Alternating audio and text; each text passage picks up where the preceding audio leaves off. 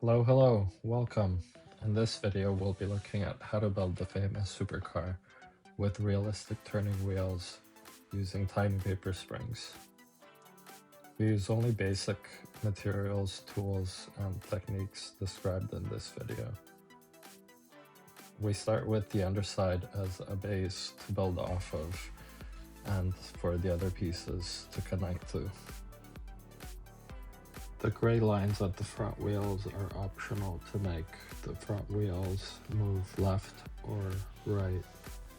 I think this makes them a little more dynamic and realistic.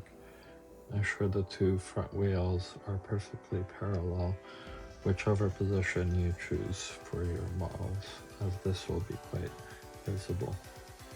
I used 45-pound heavyweight paper to print everything, but if you use lighter paper, consider gluing this to a heavy card.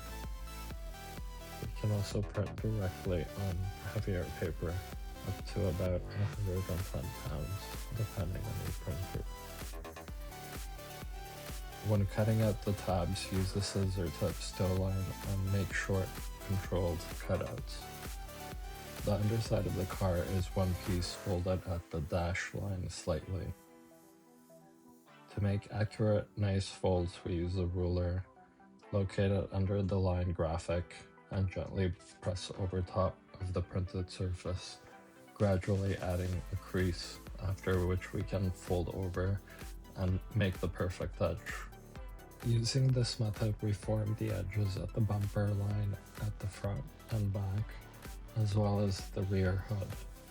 When cutting out the two sides of the car, cut around the black parts between the wheels and the car body, such that it is a continuous piece for each side.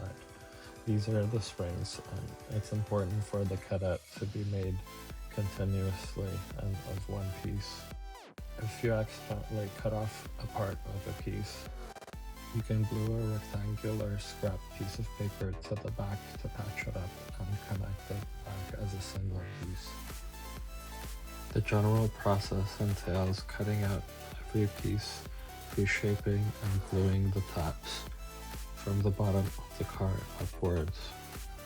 It's best to make left and right mirrored parts at the same time, paying close attention to symmetry before moving on to the next left and right pieces. If necessary, we can use the inside of the car to add additional glue or supports as it gets covered up to make the car symmetrical and consistently shaped on both sides. Consistency is more important than being accurate on one side, but different on the other side. So we build both sides simultaneously, mirroring the same details on both sides. Optionally, there is a template for the black rear spoiler. The two left and right supports for the spoiler are best fit between the car main body back pieces and rear hood piece. We can use a black marker to color in the non-printed paper edge darker, which is contrasting white. Similarly, we can use a yellow highlighter to color in any parts of the edges on the main body. All the car surfaces except the underside have slight curves to them. We can make these easily by locating the piece under a curved surface, like a glue bottle, pen, or cup, and pressing against the printed graphic gently, gradually adding more curvature as needed.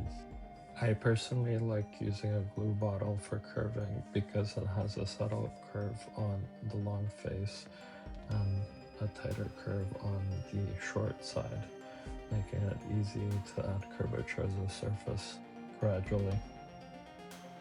When connecting the pieces, you can use any kind of glue, as this is hidden on the inside, concealed from sight. We can locate the glue on the far part of the tab, and not a lot of it, so that when the surfaces are pressed together, the glue remains hidden inside. We can use regular glue, fast drying, or a glue gun, and make sure each edge is fully dried before moving on to the next edge. We can hold it into place or use tape while it dries, depending on what kind of glue we use. Optionally, we can cut out the 3 sides of the air intake surfaces on the sides of the car and bend those surfaces inwards to add more realism to the model. This is best done after the adjacent pieces are glued into place so that it is easier to install. We can leave this towards the end. When the model is fully complete, you can consider adding a reflective clear varnish. This will make it a bit more durable, smooth out the surfaces, and add a bit of shine to it, but it is not necessary.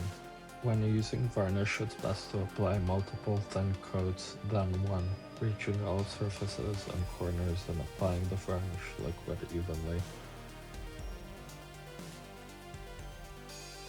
As always, it's best to try on a few times, dry fitting without glue, bending additionally, and cutting further until it fits okay with the adjacent pieces, before finally applying glue and fixing permanently into place. Although this model is fairly easy with the instructions to be provided in this video, it will still take a few hours and some patience to make. It's common to have to reprint and remake a piece. When we remake a piece, we can either cut out the old part or install over top, depending on how it fits. It's common for models to take more than one day.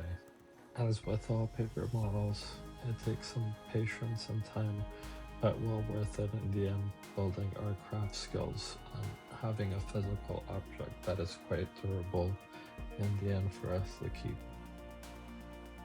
This video shows how to make the most out of basic tools and materials, and how to make easily creases, corners, and curved surfaces of various radiuses.